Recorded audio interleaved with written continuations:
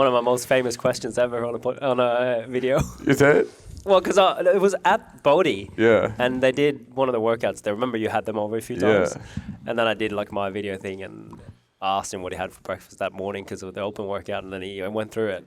And I think he said half a banana, and I was like, quiet. Where's the other half of the banana? He's like, what do you mean? I was like, did you just waste it? Oh, anyway. He was obviously over there with Lynn, and Lynn and Buster shared a lot of the heats together. Oh, man. So I got to spend heaps of time with Chado. It was so funny, man. Wait, had you met Chad before, Buster? No, I didn't know who he was. Wow, Sean's saying he's the CrossFit legend. He is number one in Australia. I'm going, well, okay. So They both are. It was She might Lynn, be. yeah. She might be the athlete that has done the most games appearances. You know, she Her hasn't and Annie. responded to my message. She's very rarely on Facebook. Yeah, very rarely. She's read it. Oh, okay. Yeah, Well, but she's not active on it, Buster, not like you. not like you. Waiting for DMs now. How many more followers did you get after the games? I don't know. How many? I don't know. Oh, You would have gotten some more. you would have got some followers. Yeah. Did you go from 28 to 32? Something like that. Yeah. I'll let you know. I don't know. All right, guys, we are back with the podcast. It's been a minute, but for the first time in the history of the Mono Gym, we had a member qualified to the CrossFit Games. Ian Buster Brooks, welcome on the podcast. Thanks, guys. It's an honour. Yeah. And we got Sean as well, of course. I'm filling the boots of some great people Well, you're the first, I'm saying, in this chair from the Mono Gym. from the Mono Gym. Yeah. For the first time seeing CrossFit Monoval on a Games shirt. That's right. Now, Buster, let's kick off with how early did you decide that you wanted to go to the CrossFit Games? Was it even before you signed up, or how early did you make that a goal? It would have been after my second open, because the first open I done was 6 months into my journey, so to speak, and I came 355th. And back then it wasn't I didn't qualify for the next round. Mm-hmm. Then the following year, I found myself on the first page of the Open. Oh, in top 60 or top 40? Or? It's top 50, so I found myself about 42nd. And Sean said to me, "This is pretty good." So, Like, mate, you've peaked. You're going well. Leave it at that. And so, That's pretty good, retire. and so you kind of, and from then on, I qualified for was the next round, which was the qualifiers then, and I came 42nd then. So I was around 45th and 42nd in the Open and then in the qualifiers. So it was basically, I looked at what the other results are, for the guys that got to the games, from the leaderboard, and going, well, I'm a bit behind them. And so it was a catch up. It was trying to catch them up. And you had room to improve, though, because you hadn't done it for that long, correct? Correct. I've been to a gym, but I've just played soccer all my life. Soccer. So was that 2018? I joined that year. You went to the games with Cliffy to watch. 2018. Yeah, because I remember when you got back from there, it was like you went to the games as a spectator and you saw, what do you call them? The stiffs. Yeah. Saw all the stiffs, and I remember you coming back going, I think with a bit more belief of like, fuck, now I've seen them. I'm just as flexible as they are. Yeah. That's my category. Yeah. So I reckon it's probably 2018. It was when I watched. I fired you up a bit, eh? It does. And you come back and you can't wait to get to training, and you're lifting the heaviest barbell you can and you're running the fastest you can, then reality hits. And then it becomes what you can and can't do. Yeah. Skills and lifts and et cetera, the broad spectrum of CrossFit. So that's kind of back in 2018, let's say 2019. That's a few years ago now. Why? I guess this is a question for both of you. Why do you think this year was the year? Were you close last year? Like, tell us a little bit about how it kind of came together for 2022. My focus was last year. I kind of wasn't ready. I was just trying to build my skills. When I was 59, and then I set myself a bit of a goal to see where I was at.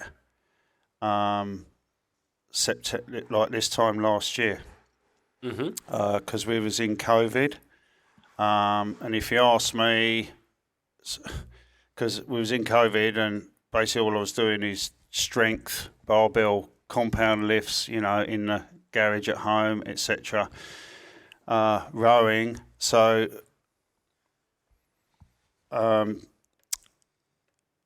from then on, basically, I kind of...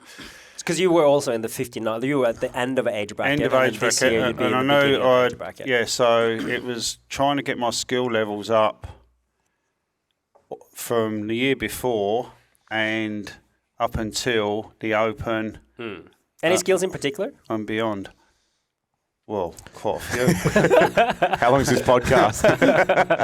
I think it's like a testament to Buster though, because he was like very patient with his goals. Like usually you hear, hey, I want to go to the games next year. And it's like, okay, it's, this isn't something that happens in 12 months, 24 months, typically in even 36 months. This is years and years and years of like having potentially a 1 year chance. So with Buster would have been the youngest participant, I imagine, in the 60 to 64, because he had his 60th birthday in the the semi-finals, wasn't it? Yeah. So he had his 60th birthday in the semi-finals, and then 5 weeks later at the CrossFit Games. So he was 60 in 5 weeks. Yeah. So which gives him the highest possible chance, And I think you probably have 2 or 3 years where you're in that sort of higher bracket when you're 60, 61, 62. And then when you start to get to the back end of those 5-year brackets, or the young pups, the 58, 59, there's some guys coming through.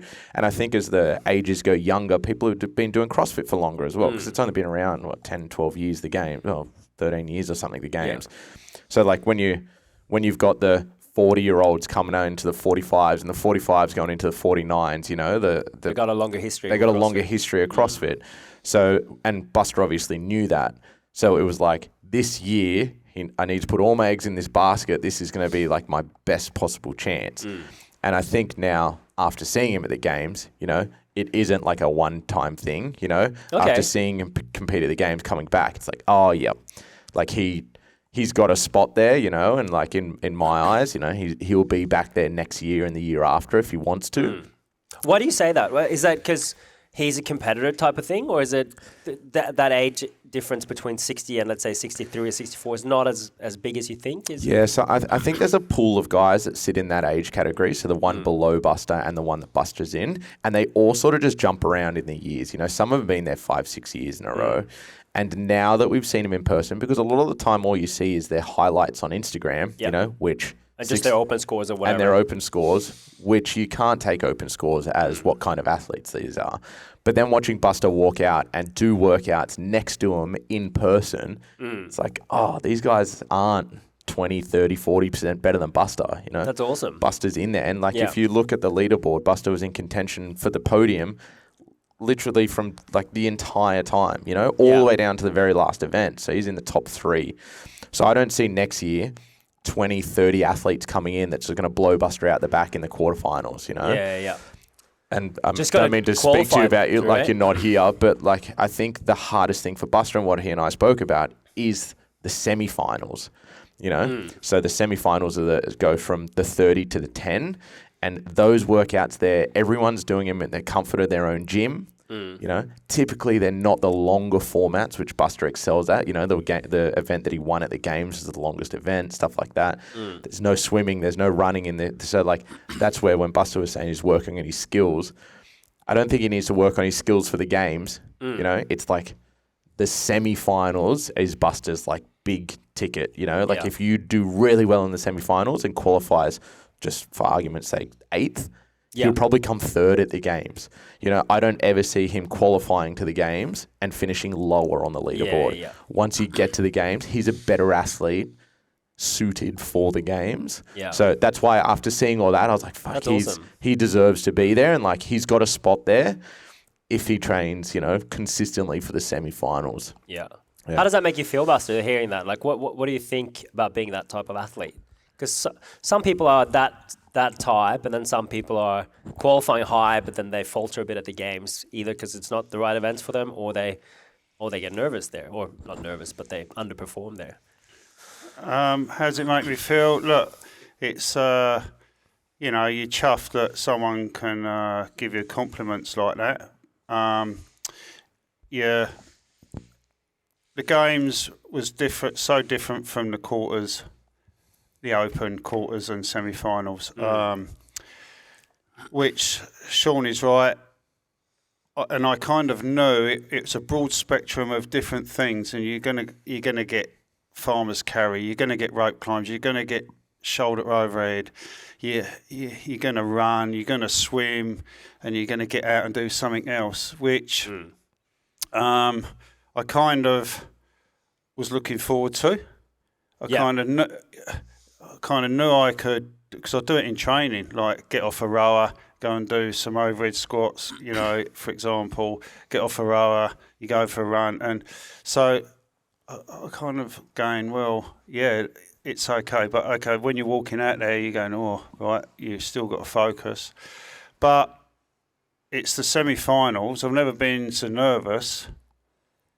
I was nervous in the quarterfinals, and then the semi-finals, it's just... You were pacing about 10 Ks a day at the gym, just walking. So it is, and you have to, because I didn't think the semi-final workouts this year were for me. I was throwing my arms in the air, kicking boxes, going for the big boys, but you'd be surprised, now I know, you'd be surprised how it all works out. Yeah. And I also think, like, sort of back to what I was saying, I don't think we're ever going to get semi-final workouts that we go, ooh, these are perfect for Buster. Oh. There's a few of those games workouts that came out, where we went, oh, this is awesome. Right up his alley. Here we go. Those semi-final ones, I think, are always going to be, that, all right. Is it like semi-finals, are they more, would you say, like high power output, shorter amount of time? Correct, yeah. It's like lots of high power output, short time, comes down to, your ability to cycle with a bit of finesse, and you don't really get to show that real mongrel, that real long grunt, get to hurt through it, which is Buster's specialty, is like, head down. Dig deep. Yeah, I'm going to dig deep. I will outwork these guys. You can't do that in a 12-minute AMRAP. No. You don't get to that place. It doesn't allow it. And you would have, like I said, in the games events, the longer the events went, the higher on the leaderboard Buster finished. Like it sort of pans out exactly like that. There's nothing that goes for under 3 minutes that Buster's in the top 3, and Yeah. Let's jump right into the games a little bit. I'm curious. So, because you'd been to Madison before, so you were a bit familiar with the place because you've been there as a spectator. But let's talk about how you felt before that very first workout. Like, what were you guys like back in the warm-up, and what was the event? And I mean, you must have been a bit nervous and excited and everything all at once, I guess. Yeah, it's you're focused. Sean was very good in let's do this, let's do that. So I didn't have to think. He just gave you the warm-ups and stuff. Yeah, so we're going to do this, we're going to do... First workout was 5 minutes on the bike erg, 3 minutes to do a chin-up, weighted. Max weight, chin-up. That's right, yep. And it was in the main stadium, right? Yeah, so... Sick. So you're going... and when I woke up, I'm going, this is it. And that was my... Is that the first thing you thought in the morning? This is it. There's no turning back. Just keep walking forward. And then Zen came and carried your bags and secured you out of the hotel. Yeah. I thought there'd have been a few more people there. But anyway, the guys up there, they all got their autograph signed, so it's pretty good. Yeah, there were a couple of paparazzis, I'm sure. It was a bit funny with the very first event is they announced the events 1 to 6, and no, not 6, was it? Yeah, 1 to 6. 5 or... Yeah, they around, ran 1 to 5 or 1 to 6, and then the last 2 they didn't announce. But what happens in our briefings was they've got all the age category, so I'll cut it a little bit shorter, but briefings are torture. Yeah. You've got every athlete out there nervous as hell, and with the age categories, you've got every age category. Teens and masters? Teens and masters. And then you've got adaptives in the same briefing as well. Oh, wow. And then, so say for example, that this wasn't a workout, but say it's thrusters and pull-ups. It's like, all right, thrusters and pull-ups, the weight for the 35 to 39, 40 to 44, 45 to 49 everything. is It's all 95 different, pounds, yeah. 50 to 59, 60 pounds, blah, blah, blah, blah, blah. And then they go adaptive lower limb athletes, adaptive upper limb athletes, neurological adaptive. And they're going 4-hour briefing. any questions, and fucking... Buster's first up? Nah, Buster was good. You didn't ask Buster? Nah, but Ugh. they go, any questions? And 40 hands go up, And it's like, oh, do we have to wear matching shoes? It's like, it's not a question that we need to deal with here, And Yeah. Buster, I don't know if you remember any of the questions, but they're just absurd. The briefings are absolute torture. So anyway, they briefed the first 2 workouts, and then we were getting ready. And then, Who did the briefing, by the way? Oh, it was a new guy. Okay. Yeah, it was a new guy. I hadn't seen him before. And then what they did with just for the logistics of it is Buster actually had to do workout 2 first. So he did. So they announced 1 to 6, and Buster's events day went 2-1, not 1-2. Yeah. So Just because of the space or whatever. just because the logistics of how it works. But we didn't understand that at the time. So when we read the workouts, it was like, I remember saying to Buster, this is the perfect workout to you to start on. Workout 1. Yeah. It's long. Nothing can go wrong. It's not like a 1 rep max. And then they go, men 60 to 64 doing event 2, which is a 1 rep max front squat, short. And I was like, oh God, why did I say the workout 1? And I was like, oh mate, workout 2, that's even better. But in all honesty, I didn't feel... It was quite weird because I didn't feel nervous going out there. The guys were there. I was kind of... Did you chat with the boys in your category in the warm-up and Yeah, stuff like that? Yeah. It's awesome. Hey, CrossFit's the best like that. They were good. Introduce themselves, etc., etc. But I didn't... Because, like Sean says, the first workout would have been starting off with a 1,400-metre run. That was workout 1. Not a lot to think about. And then 4 rope climbs, it's just... all I was thinking about then is how fatigued I'm going to be doing the 4 rope climbs, and then the shoulder to overhead. The next one was 5 minutes on the bike. Yeah. And it was basically all I had to think about how tired I want to get off, fiddling about putting my chain through the plates and stuff like that. For the weight pull up. So that was... That's all I was thinking, I thought the last 20 seconds I'm going to have to kind of ease off a little. Yeah. So I have like 20 to 30 seconds by the time I get to the chin-up bar to settle down. So that's good. You were thinking. That's good. But it was, Did you soak it in a bit, though, when you were on the floor there? Because it must have been a bit surreal first time. It's hard not to. Yeah. Because you've watched so much. But in all honesty, you don't get a lot of time. If they say... your event is at 9:07. It's 9:07. Otherwise, see you later. Yeah. So they have to be. When you're lined up, you go out, and they tell you what you got to do. Tell your judge your lift first weight. Your first weight you want to lift, and then they put it on for you. They tell you where to go. Stand on the green mat. Hand on the. Was it confusing with the weights there? So wait, you did an echo bike? 1 RM pull up. No, it's bike erg. Bike erg, sorry, yeah. Bike erg, weighted chin up. And then front squat? And then front squat, they're in pounds. I didn't see that, yeah. I mean, so... Did you know what you wanted to do for the pull up and for the squat? I kind of had an idea. Yeah. Because we'd been practicing them, and I thought, I'm going to go a bit heavier than we was practicing with dumbbells. I went a bit heavier, and then I thought, but as with probably the other athletes, if you had another minute, I'd have probably got a bit heavier. But we had 3 minutes, and that was the workout. So he PR'd his front squat and PR'd his chest and his pull up. So it's like you couldn't have asked for a better start. Really, came 3rd overall in that workout as well. Yeah. That's so, awesome. But going out there, you don't get much time. It to go. The nerves. You got they give you 20 seconds to adjust your bike. The judge is looking over you.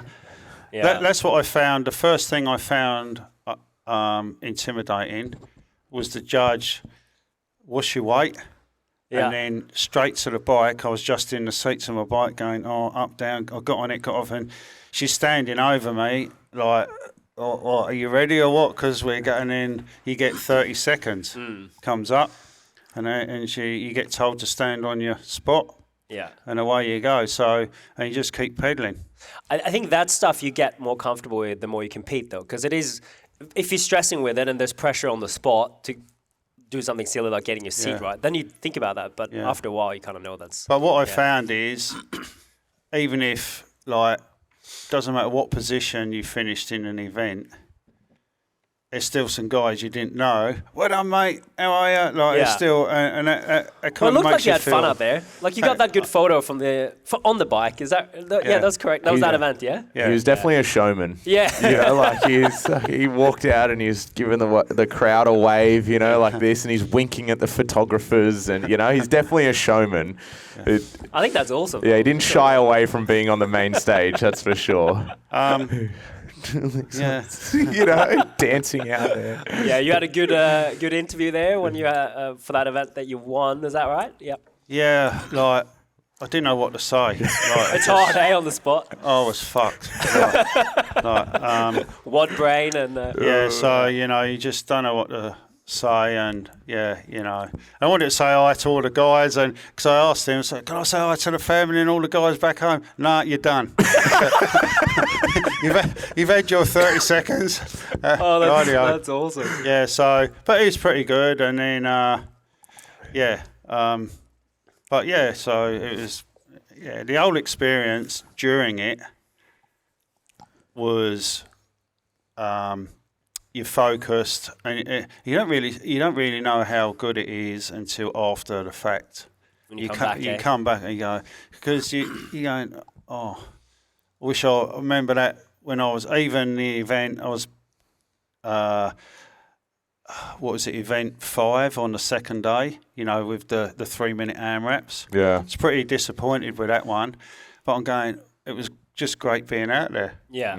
You know, it was, you know, irrespective of, you're disappointed how you done, but it's just good being out there. It's awesome being an athlete, though, at your age, right? I think the goalposts sort of got moved as the weekend went as well. You know, like for Buster, the gold medal was to get to the games. Yeah. You know, that was the goal at the end of the day. It wasn't to win the games. It was to get to the games. And then once he achieved that and we started competing over the weekend, it's like, all right, let's just do the best you can. And then as the events started ticking over, it was like, you know what, let's go top 5, you know. And we didn't speak about this out loud, but we knew, you know, where they had. And then all of a sudden, as the weekend kept going, it's like, fuck, we're in podium condition here. Let's go for the podium, you know. Let's go. So I think, like, you know, as the weekend went, or even as the weeks went closer and closer to the games, the goalposts kept, like, there was no clear, I want to do this. Yeah, you know. I think one of the first things we spoke about is, like, let's try finish higher than what we qualified. So it was 6th. You know, and you qualified 6th. Let's try finish higher than that. And remember, you kept finishing 6th, and like overall you were 6th, and we're like, for fuck's sake, like, get off this number 6. Mate, I messaged you pretty early saying like podium or bust. You gotta come home with a medal. But, so close though. That was awesome. But I think like next year, you know, if Buster does make it next year, I think it won't be like, oh, I'm here to participate. Yeah. On the first day, like we've got all of those rookie year things out of the way, and I think it'll just be pure business next year. It won't be as much like, you know, it'll be from event 1, let's finish and like die for every point we can over the weekend. Yeah. Whereas this year it was rookie year. Let's enjoy the experience. Oh my God, you're doing really well, you know. Let's try and go 5th, you know. Oh my God, you're doing even better. Let's go 3rd, you know. So the goalposts sort of got moved a little bit. Yeah. Yeah, they did, which was great, you know, confidence is up, but even in the last day, I was looking forward to the swim event. Yeah. I would have been really unhappy with myself if I didn't qualify for the last 2 max effort rounds. That was, so I would have been spitting chips for that one. Yeah. But that was the only one I really. Why did you look forward to the swimming one? It's something you don't do. You pick up a barbell, you go run it, you do everything else, except you never get to swim in an event. Swim and skier. Swim and ski. Look, to me, it was for me at the events. That was the one I enjoyed the most. Yeah. Did you go in thinking you were going to do well in that? Because we talked about this before. You were probably a decent swimmer compared to some of the. I knew I had a. It's always hard to say because there's guys because I've been following these guys for years, watching their numbers, blah blah, etc. And I knew where I was at in the swimming. Compared to them, but it's hard to say. They're swimming in the lake. Yeah. I'm swimming in pools. You know what I mean? Yeah. There was two very good swimmers that we knew. One of them was a collegiate swimmer, and one of them actually swam for the university that we did the event at well. So there was two very good swimmers in there. You know, so we knew that, but everyone else, I didn't know. You know, Buster had a better idea of it, but I had swum with Buster a few times beforehand, and I knew. Yeah. He was going to do well in the swim one. You know, he can swim. Yeah. But it's funny, like what we said with Americans. They're either like really good at swimming or they're like terrible. Yeah, it's like they represented the US or they drown. You know, there's no middle ground for them. They can't swim or they're incredible at it. It's weird. Yeah. So, because you came second overall in that, didn't you? Yeah. Yeah, you came second overall in that one. But, you know... how did those two last rounds feel? Like, how did the end rounds feel? It was basically... It sounds awful. Well, it was like 6 minutes of non-stop because the last round was... Yeah, you're not getting any rest. 18 cows. And I just got it on the buzzer. Wow. Because I couldn't see... My glasses were fogging up and I was pulling and I took them off for the last round, that round, and I could see it ticking over and I knew I couldn't have time, but I was right on the buzzer. He goes... It ticked over. So the judge just said, jump back in the pool? He goes, it ticked over, beep. He goes, away you go. So I went. But how did that swim feel after that? Yeah. So I knew I had another two max effort goes in. So it was basically 6 minutes. But everyone was in the same boat. There would have been. No, when you hit that round of 18 calories, because you had to hit 18. Yeah. The next round, did you get 18 as well, or did you go less then? Oh, do you remember? I don't know. It was overall. Hey, I wouldn't have been able to do that. I got 111 overall. So if you add up loads, they will tell you how many I got. I probably don't know, but yeah. I would assume after seeing them all, less. Because Buster was one of the only ones that finished the 18, turned and dived. Yeah. A lot of them finished the 18, then stood up and stood there for a bit. Yeah. Buster just jumped in the pool and swallowed water. Yeah, just jumped in. Just pants around his ankles. Awesome. But I, in all honesty, I was just, and I would have probably gone. Like I hit the 18 because I couldn't really hear the judge. He did tap me on. I don't know if you saw it on the third round or something. I was looking at the clock, and it ticked over to 2 minutes, and I dived in, and then the buzzer went off. So I was like that. He was in the air. Oh, that's mad. And then he tapped me on the shoulder. You got to wait for the buzzer, not the clock. Yeah. Because they're not lined up. Mate, so Buster dived in and the whole crowd went, ooh, because it was a false start. He went before the buzzer. Ooh, like this. I was like, oh no, they're going to disqualify him or something. But my feet were on the side of the... Yeah, it was... There was milliseconds in it, hey? There was milliseconds. Like a famous English sprinter said, you got to go on the B of the bang. And that's what it was like. But the whole, you know, that was my top event I enjoyed because you don't get to do that kind of stuff. And I think even the setting as well, you know, like you walk in, you like even to the Coliseum and you see a rig and a barbell and stuff like that. But when we walked into the pool, like it's a university pool. And so it was like, you know, it was very foreign for everyone, you know. It's pristine you've got as the well. grandstands, you've got all the like banners hanging up from the college university, you know. It's like, it was really out of our comfort zone as like CrossFitters, you know. I think was it a good setting there? Do you reckon they'll go back? It was sick. At the pool? It was sick. Yeah. They had like... Better than Lake. Way better than the lake, way better for spectators because they've got the tiered grandstand. So everyone had awesome views. They had a warm-up pool for the athletes. So Buster got to swim beforehand. We had ski ergs in the warm-up pool, like typical American setup, very different to the Warriewood Aquatic Centre where Buster and I were swimming prior, the water was a bit murky over there. It was crystal clear. That place is unreal. They'll definitely go back there. Well, I hope they do anyway. But it looks like a place where you're not really going to do like something crazy weights, like a kettlebell or a barbell. Definitely not. I couldn't imagine. What do you think? I couldn't imagine anything else other than a ski erg there now that I've seen it. Could they do double unders there? Oh, it'd be tight, too tight. Maybe a Concept 2 bike or a ski erg, but I couldn't think of a single piece of equipment you could fit in there. You couldn't do kettlebells. No. It's all tiled. Yeah. You'd be smashing them on your toes, because of the time. You imagine trying to get 30 kettlebells in. You know what I mean? You'd be swinging it and then chucking it down. Well, CrossFit has done a lot of weird things, but you never know. Yeah. I feel like I have to mention this while we're on the pool subject, but there was the guys that all came over to support were sitting in the crowd watching, and there was people because Buster's Noble swimming trunks were a little bit too big for him. So on the ski erg and the dive in, they kept riding all the way down his ass. And then you're on the ski erg bending forward like this. So Buster was just mooning the crowd the whole time. His ass was hanging out of his pants.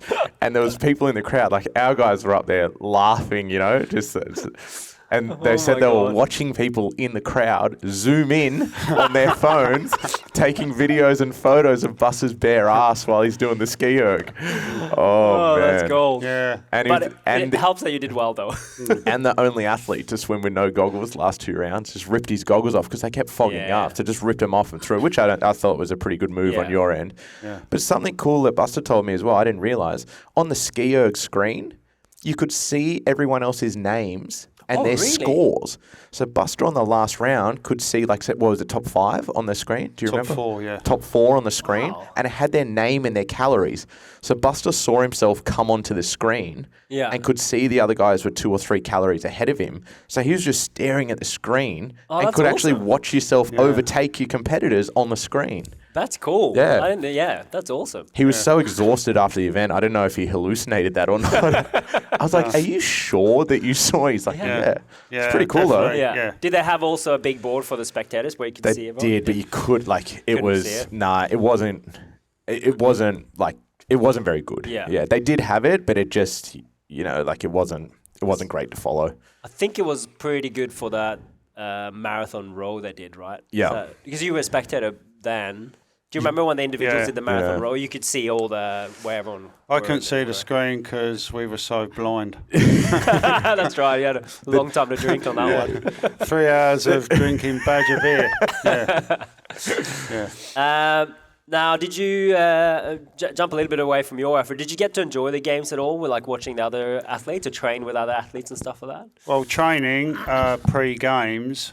We went to a gym called Twisted Gym, and much to Mia's delight, all the big boys came in, Medeiros, Vellner, Ellie Turner, and Hayley Adams. A few others. There were teams there, so we got to train, and we had some pretty decent sessions. Between us. Mike and Mia came on the Friday or Saturday. I can't remember which day. And then so I said I found this gym. So we went there. And then the boys came on the Monday. They went training on the Tuesday. But by then I was kind of settling down. Tapering it a little bit? Yeah, I was just going through the motions. But... so I got to do a bit pre-games and... It's pretty cool to train with all those athletes in the same gym, It's pretty good, yeah. They're there doing their own thing. It was funny because we'd virtually get in there at the same time. We'd get in there and then we're walking out an hour and a half later and they're just finished their warm-up. Yeah, it's unbelievable. So, and then... Because you look around and you can hear this... Oh, they're finished. They've trained this morning. They're doing mobility, and then all you can hear is bang, bang, like the weights are coming out and they're up on the rig doing muscle ups and ropes and whatever. But yeah, fair play to them. So, and again, you learn. It gives you an insight on really how well you should warm up, which is they something. take forever, games athletes. Yeah. It's crazy, hey. Yeah, I don't know how they do it. It's so boring. Bust had a bit of a run-in with Vellner. Oh, did you? Did you argue over some equipment or something? Bust almost headbutted Vellner. Yeah. What happened? Oh, he's in my space. I was doing ring rows. He's doing like 5 rounds of box jumps and double unders, and and then he wanted to go on the rig next to me. Well, I was there first. That's the way love is, isn't it? Yeah. And then didn't you ask for a photo after that? Reluctantly, and then Mia came over. Which kind of got us over the line. Oh, you got the photo? Because of Mia, probably. Did Mia train with you? Do the same workouts as you? Yeah. Yeah, no, pre-games, yeah. Yeah. And then they done their own stuff, some lifting and whatever, but it was all pretty good. Yeah. What did you? I guess a basic question. What did you?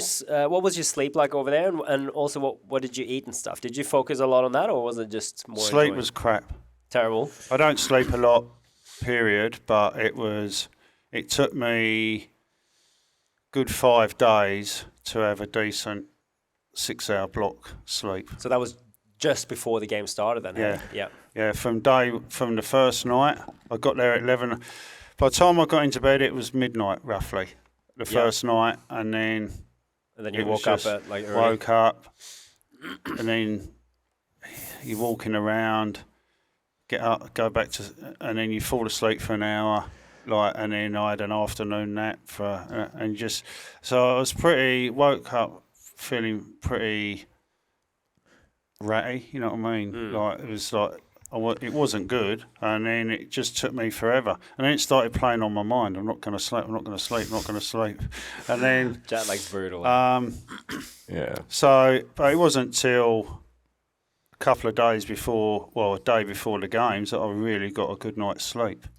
But I don't think that affected me, to be honest. I can't say that was a factor. Food was fine. There was a supermarket up the road, and Sean and Tash arranged for these meals to come along. So they filled me up. I was eating them. So food was not really a problem. Funnily enough, the best night's sleep he had was, I think, the morning of the first day you were competing. He slept through his alarm, or forgot to set his alarm, and we were waiting downstairs for him. Yeah. He's fast asleep in bed. And I was like, so we knew that he wasn't sleeping, because he was always first at breakfast, I'd been up for 2 hours waiting for breakfast. We're sitting down at breakfast. Where's Buster? And we're like, I must be getting ready, It's unlike him to be late to breakfast. First morning of competing. And then, fuck no, I better go check. Knocking on the door like this, nothing, no answer.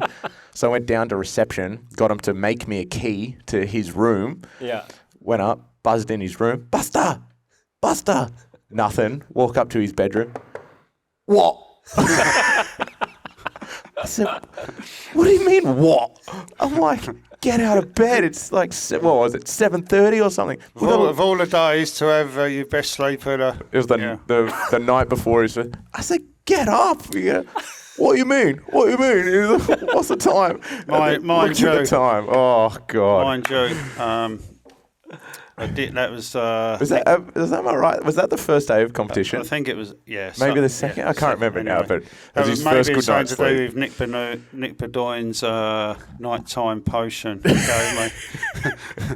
What did he give you? Well, Buster formed an addiction to some sleeping pills while we're over there. Z-Quil. And melatonin or Z-Quil. On the record or off the record?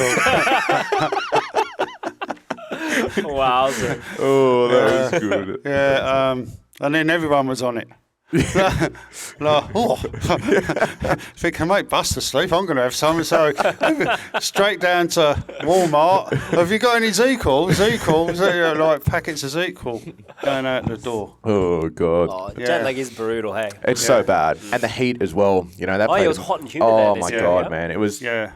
It was 40 degrees, it was 50 degrees in the sun, So a lot of the Masters athletes on one of them, because they were in the North Park, which is the outdoor area. Yep. It's artificial grass. Yep. A lot of the athletes on one of the days, which was the hottest day, it was no wind. There wasn't a breath of wind there. And they would finish their workouts and they're all dropping down onto all fours. And they were I think 5 athletes got transported for burns on their hands from the artificial turf because it was so hot. Yeah, we got told not to lie down. Yeah, don't lie down off. We know you're going to be exhausted, but as soon as you finish the event, don't lie down on the ground. That's how hot the artificial turf got. It was burning their skin. But didn't they have those big fans in the misters? But it doesn't matter. They're either end at North Park, and they had the sled push. Yep. So if they were to finish and the timer buzzes and they're in the middle of the field, they just drop on it, which is totally understandable. They're exhausted. But then they get up and they got blisters on their hand. It was proper hot out there. It's a reason to wear gloves, pretty much. Definitely. Yeah. They're all the little things you don't think about as a spectator, and especially when you watch it on TV. We're sitting in the crowd supporting Buster and, whinging, oh, my back's sweaty, it's hot. Zenik hates to sweat, unless he's training. So he's I need to get in the shade. And then we look over and they're all pushing the sled, carrying stuff, Yeah. It's boiling out there. Brutal. Yeah, they've had a few, CrossFit's had a few years like that. I remember even they did some push-ups at that stadium in LA, and the turf, that black mat so that year, hot. Yeah, everyone got burned. But fair play to the medical team. As soon as every time, especially outside, if you flunked on the floor, a medico would come over with a wet towel. Put it, are you okay? Yeah. Just to make sure. Look, so fair play. You okay? Can you sign here? To be fair, the medics are pretty on point with the Masters. Are you laying down, or are you in cardiac arrest? What do we do here? It was mad to watch that capital event, that long event that the individuals did, and then when they walked up the stairs with a sandbag or whatever. Yeah. And because the area where you finished was so small, so as soon as they finished, the medics were just rolling people away. You have to move. You have to just. People were fucked up. That was pretty funny. Yeah. That was crazy. What was your it's kind of a bit, I guess, not the most exciting question. It might have been a swimming one, but what was the most exciting event for you to do? What were you looking at on paper and be like? Well, the swimming, period. Second, then. It was. We knew. Well, I don't know if we really spoke about it. The sled farmer carry one. I can tell a story about here, which I thought was really cute for Buster, which is the first time I've ever used the word cute and Buster in the same sentence. But he won that event, which was farmer carry, sled, and back and forth, long, grueling event in the sun. We knew it was right up his alley, and he won the event overall.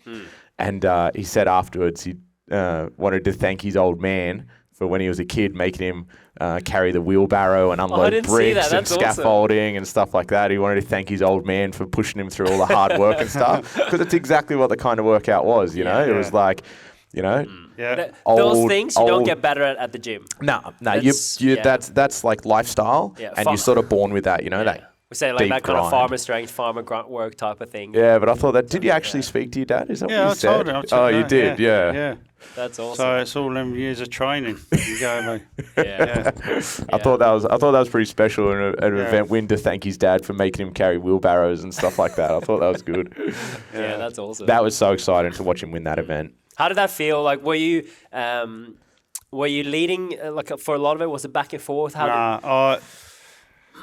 Look, on the start of I think when I started the second round of carrying equipment back, I was middle, sixth. Yeah. You can't really see who's where, but I was fifth or sixth. And then as I was coming back down, I'm going, now I'm third.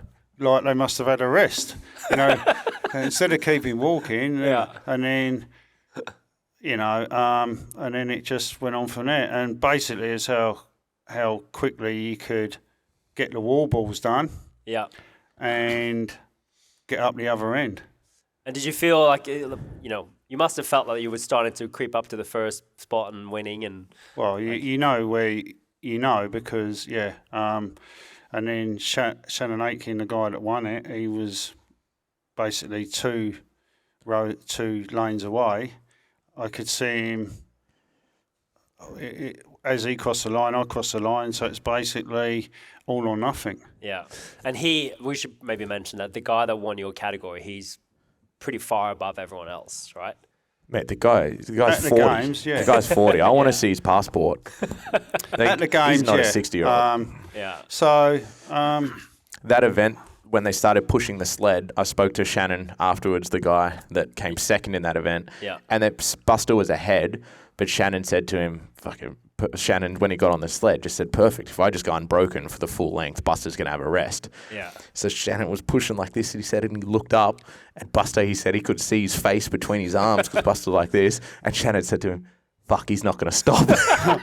So Shannon just stopped. Did he? Yeah. Shannon stopped and had a rest just because he was so exhausted. Yeah. And Buster did the whole length unbroken. Oh, that's I don't mad. think anyone was taking that event from you. You know, once he had a taste of being in the lead, Yeah. I don't think anyone was catching him on that. That was exciting to watch, though. Watching him win an event, that was unreal. Yeah. and it's all, when you finish, you're going, you know you've won and you're happy, but you're knackered. And you don't know what to think. Got to do an interview. Yeah. We were very excited for the interview. Yeah. Oh, best part. Yeah, so good. I just didn't know what to say. It's a bit blurry, hey? Yeah, he just. No, Yeah. it wasn't bad though. I thought it was pretty good. He nailed it. Yeah. Nailed it, yeah. Yeah. Yeah. But the whole experience, during it was, it was fantastic, and you just roll with the punches. This is what you have to do. You have to warm up, and you know what time. Sean was saying, right, you need to eat that food. Go and do what you got to do. You booked in for a rosti, which is the massage guys. Come back, finish your food off, and then you. How good is it being an athlete, eh? We'll make you back. And you're walking round and you're going, well, I've got half an hour before I start warming up, and you go, well, what shall I do? And you go over there. Then you go over there, and then you go back and try and eat something else, and you go and grab another bottle of water, and then you might get on a bike, and you're walking past all the big boys, all the Medeiros thrown in, and and there's Annie sitting on a bike, pedalling away, warming up, and it just seems the norm. Yeah, it's cool. You're so close to everyone. Yeah, and then Fraser comes in with Mallory O'Brien, and they do. You going, what are they doing? And then It's such a good sport like that. Yeah, it is awesome, actually. It's pretty good. The warm-up area in Madison's unreal as well because they do just put everyone in the same area. You know, like I remember at LA, there was a few like individual and masters warm-ups and stuff, whereas in Madison, everyone's in there. So everyone's just chilling out, hanging out together, and it's like... Yeah. It's a lot of athletes too. Dude, it is wild. And then you've got like every age group, male, female, obviously the individuals, all the teams, all the adaptives, all the teenagers. Like it is a lot of athletes. It's wild. Yeah, hundreds of It's them. very cool in there. But it's not until, for me, others might be different, like you reflect on what you've done now. You mean the events? The event and where you've been. It's not until now you reflect on the actual experience. Yeah. And you go, when you're there, right? Yeah, how was... I forgot to ask about that. To go back to the beginning of, when you arrived there, what was the athlete check-in like? Because that's usually super fun. I could have been anyone. Oh, you mean no one recognised you? Mike White. They didn't check his ID. Oh! No ID. No, the only way they would have checked that was looking at my videos in the quarterfinals and semis. Yeah. Because I haven't got any other photograph or evidence it's me. Well, I'm surprised they didn't check your ID because you you had Buster on your shirt. Say. So when we come, and that was the thing, when we come to drug testing, so we're out the back, and I gets my form, and we need ID. So I gets my phone, showing my driving licence. They're going, what's this? What's it? And then one of the medical staff went up to the guy doing the paperwork. He said, Australia are a bit more advanced than we are. They've actually got it digital. Yeah. Because they don't have it over digital there yet. licenses. Oh, wow. So, and then obviously it was going Ian Brooks, and you've got Ian Buster, and because there was a lot of people around, and the guy, he was obviously running the show. Just use his shirt name. Just look at his shirt name. Just write that down. Man, it was so good that you did that. Good. I could have had anyone's shirt. I could have changed my shirt and had Madeira on it. It was so fun to watch the event when the commentators was saying Buster.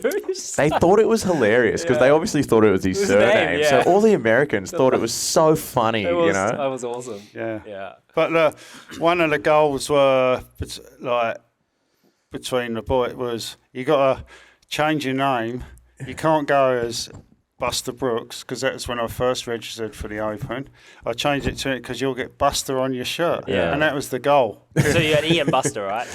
Ian Buster was his name. Yeah, so to have Buster on my shirt. Because back then they had it on your back. I think they still did have it on your back, but that was one of the tongue-in-cheek goals. Yeah.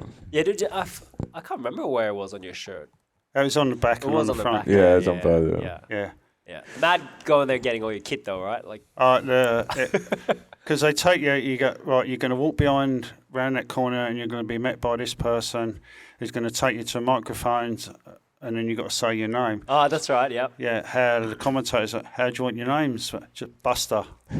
Have you got first name? Buster.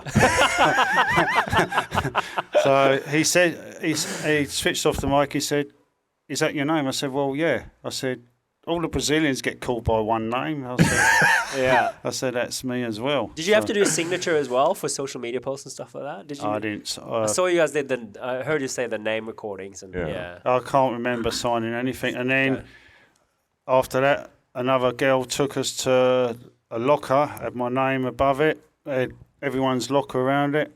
Obviously, our age groups were in there. And I looked round to see if I could see anyone, because it was early check-ins, anyone I was competing against, but I couldn't. And then you open, she draws the curtain, and you know straight away that's all mine. And it's more clothes than I've ever got. That's awesome. And I looked at me, and she's going, "No more Kmart shirts." So you had. So did they do the individuals and the teams different check-in dates? Buster registered for early registration, so he got to do it on Sunday. Yeah. Whereas everyone else, the individuals did Monday, and then the Masters typically did the Tuesday. But they allowed 40 athletes to register for early registration because I imagine for them logistically they had the time, they wanted to get people through. So Buster registered for early rego and got it. So he got to go in on Sunday. So he didn't have to go in with a big crowd, like the rush of everyone. Oh, it's 1,000 times better. Yeah. You know what it's like. The check-in process can be pretty arduous when there's that many people. Whereas he got to experience it sort of with only 40 people there, which is better for sure. Yeah, it was. And he wasn't held up. He wasn't waiting around. It was just done. It'd be so good if you go back next year and some of the staff starts to recognize it was so good because I was messing around with my lifters and. Because they're pretty good lifters that I'm yet to use, and I was going, they feel a bit tight, so can we have a pair of size 10 lifters? This guy came running out of a box. There you go. He took the other box back, and I'm going, do you know what? I prefer the other lifter. So he come back. So busted.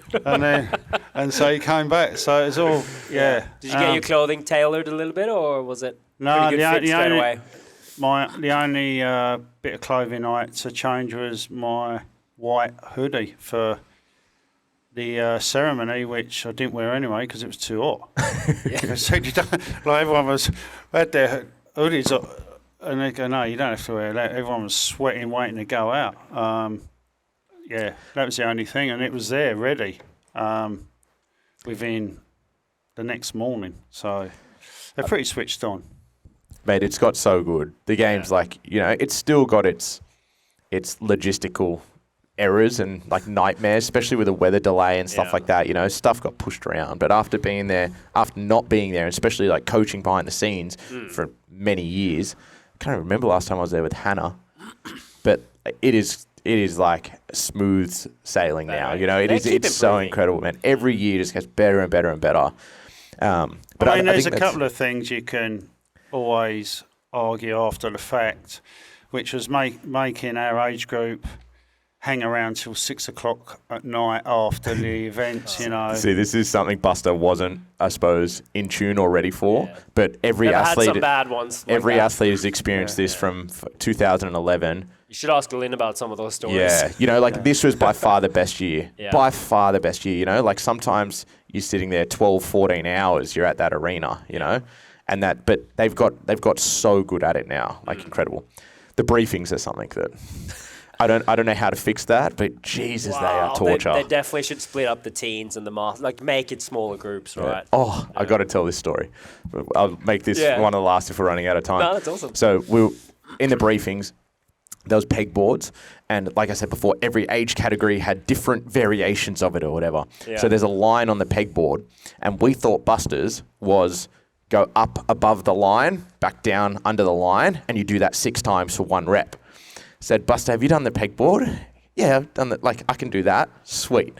We get down into the warm-up area downstairs. There's 2 warm-up areas. One before you walk out into the Coliseum, and there's one back in the like where you keep all your gear and stuff like that. We get down to the bottom. We find out it's a full pegboard, top to bottom.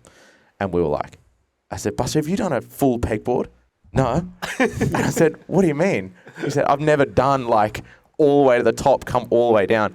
And all we could think about that event was Buster's pistols, because he didn't have pistols, and it was something that he was pretty concerned about.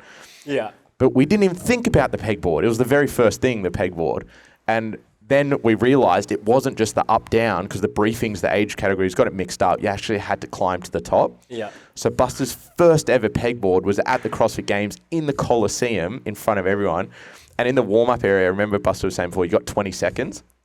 Buster walks out, says hi to his judge, just goes straight to the pegboard, gets on the pegboard and starts doing a rep on the, which is a massive no-no. You do not go out there and start using the equipment in the Coliseum. And I was there just going, yes, go Buster, you know, like get as much practice in as you can before they rip you off it. Yeah. And then us sitting in the crowd watching him do his first pegboard, it was by far the most stressful part of the entire weekend, because I was like, I don't know if he's going to get up and down this, you know. Like, we knew he had the strength, but it's your first time ever, you know. Thankfully, straight up, straight down, moved on. Well, it was the biggest relief I felt over the whole weekend, I reckon, when he got that one pegboard. That was quite funny, that event, because when it came out, we spoke about, so this is what's going to happen. Pegboard, dubs. Handstand push-ups, dubs. Pistol, finish. Yeah. Like one pistol. So he could pistol on his right leg, but not his left. So we knew he was going to get 1 rep. Yeah. And then that's exactly how it ended up panning out. Yeah. But that was nerve-wracking watching that. That's pretty hectic movements for Masters category. Dude, I props to the CrossFit Games, man. I think you know, you can say whatever you want about making their movements too difficult, you know, pistols for 60 to 64, muscle-ups for 60 to 64-year-old women, you know, ring muscle-ups.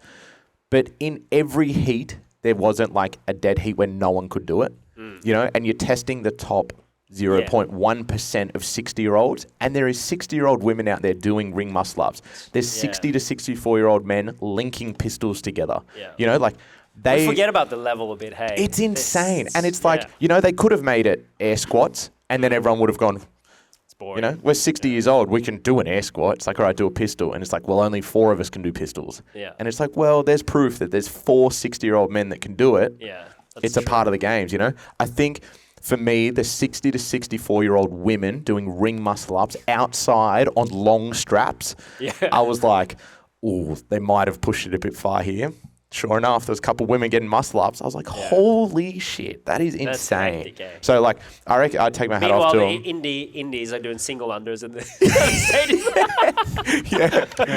But, I like, the events were wild, you know, like, they were very, very challenging. But it's a top 10. It's the CrossFit Games. If you want to be top 10 in the world, yeah, you gotta expect that. And I don't think they're there to program for everyone to be able to do it anymore. No. Which I think it has been that in the past, but now it's like we're not programming for everyone to finish this workout. Yeah. We're programming for the top 5 to be able to do it, and maybe some of you not be able to do it. I thought it was good. That's cool. Yeah. Yeah, and then they did these parallettes. Oh yeah. I was like, they've never put the parallettes in the games ever, and they made the Masters do them on the first year. Yeah. It was wild. I was shocked, and at the time maybe a little bit like, this is too much. This is ridiculous.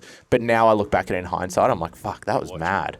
He was very good on the parallettes too. The walking across. Yeah, walking across. So that would be my second most enjoyable event. The parallel one. That was cool. Doing something you haven't done before, right? And do well at it, that's fun. Should have seen in the warm-up area, we're getting squat stands, and we're putting squat stands together and wrapping the bars up against the squat stands. Barbells, yeah. So you could go across the barbells. The fucking security there. Remember that guy? Halfway through, he would come over, he would grab the squat rack, like so aggressive, unnecessarily aggressive. Yeah. Pull the squat rack, throw the barbell. No more of this. He would walk out the door. Straight away, 2 more squat racks, 2 barbells on there, because everyone just wanted to go. Yeah. So me and Buster were sitting back like this in the shadows, and they were like, we'd wait for someone to set it up. We're like, Buster, go, go, go, go, go. Buster would run over, give it a go, and then the security guard would come running back in. Oh, that was fun. I think maybe they should just put a couple of them in the warm-up, 100%. It's not that important that they've never tried it before. Maybe if they want to make a spectacle for the individuals, like, hey, you got to figure this out on the spot. But I feel like with the Masters, to give them a parallel walk that they've never done before, it was a big ask. But again, to my point before, they all did it and they're all fine at it. But you could say that about the pegboard.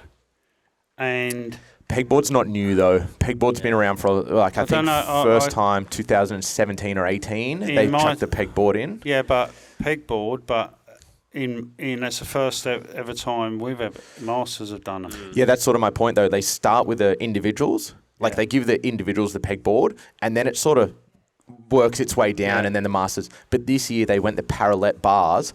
Everyone does it for the first time on the first year. Usually you would see the parallettes in the games with the individuals, and then 3 years later you might see it in the Masters. Yeah. I reckon they'll come back. They were pretty good. They were awesome. Yeah. And first ever time that every single master, individual, teen, and adaptive athlete did the same workout, which is the pool ski erg. Yeah. So the swim ski erg event, every single person at the CrossFit Games did the same event. So Buster could see where he's stacked against every single person. Did you have the same calories as the indies? Yeah. Everyone done the same workout. Same workout. Mate, like the legless people, swim with no legs, they would get out and do the single leg, like single arm. Like it was wild. Crazy. I thought that was really cool. Yeah. Everyone did that same event. I reckon you might have beat some of the individuals. You would have.